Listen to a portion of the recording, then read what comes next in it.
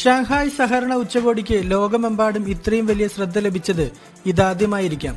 BRICS പോലുള്ള മീറ്റിംഗുകൾ മുമ്പ് അമേരിക്കയും യൂറോപ്യൻ രാജ്യങ്ങളും ശ്രദ്ധിച്ചിട്ടുണ്ടെങ്കിലും ഇത്തവണ ഷാങ്ഹായ് സഹകരണ ഉച്ചകോടി ലോക ശ്രദ്ധ ആകർഷിച്ചതിന് ഒരേയൊരു കാരണം ഇന്ത്യയുടെ പ്രധാനമന്ത്രി നരേന്ദ്രമോദി.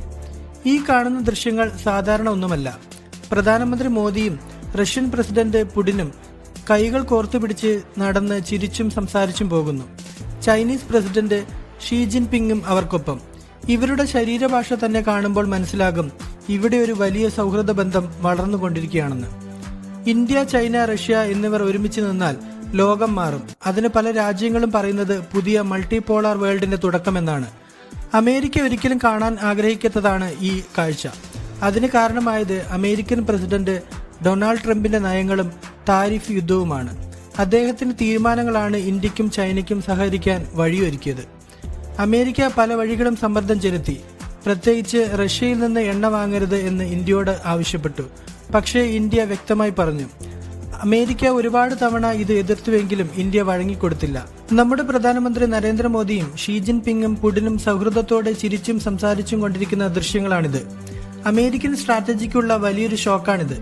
ഇന്ത്യ യാതൊരു തരത്തിലുമുള്ള കോംപ്രമൈസ് ചെയ്യാതെ തങ്ങളുടെ ദേശീയ താൽപര്യങ്ങൾ മുൻനിർത്തി ശക്തമായി മുന്നോട്ടു പോകുന്ന രാജ്യമാണെന്ന് ലോകത്തിന് കാണിച്ചു തരികയാണ്. പാകിസ്ഥാൻ പ്രധാനമന്ത്രി ഷഹബാസ് ഷെരീഫിനെ പ്രധാനമന്ത്രി നരേന്ദ്രമോദിയും പുടിനും അവഗണിച്ചു.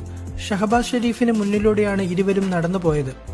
ഇരുവരും നടന്നു നീങ്ങുന്നത് ഷഹബാസ് ഷെരീഫ് നോക്കി നിൽക്കുന്ന ചിത്രവും പുറത്തു വന്നിട്ടുണ്ട്.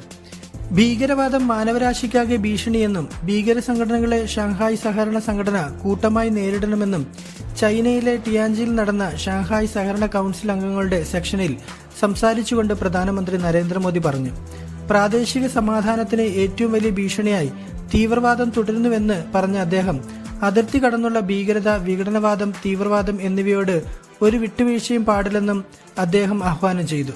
കഴിഞ്ഞ 4 പതിറ്റാണ്ടുകളായി ഭീകരവാദത്തിന്റെ ഭാരം ഇന്ത്യ പേറുകയാണ്. അടുത്തിടെ പഹൽഗാമിൽ തങ്ങൾ ഭീകരവാദത്തിന്റെ ഏറ്റവും മോശം വശം കണ്ടു. മാനുഷികതയിൽ വിശ്വസിക്കുന്ന ഏവർക്കുമെതിരായ ആക്രമണമാണ് പഹൽഗാമിൽ കണ്ടത്. ഈ ദുഃഖസമയത്ത് തങ്ങളോടൊപ്പം നിന്ന സൗഹൃദ രാജ്യങ്ങൾക്ക് നന്ദി രേഖപ്പെടുത്തുന്നുവെന്നും നമ്മുടെ പ്രധാനമന്ത്രി മോദി പറഞ്ഞു. ഇന്ത്യ, ചൈന, റഷ്യ ബന്ധങ്ങൾ ഇനി എത്രത്തോളം ശക്തമാകുന്നുവെന്ന് കാലം പറഞ്ഞു തരും. പക്ഷേ ഒരു കാര്യം ഉറപ്പാണ്, ഇത്തവണ ഷാങ്ഹായ് സഹകരണ ഉച്ചകോടിയുടെ വിഷ്വൽസ് ശരിക്കും വേറെ ലെവലായിരുന്നു.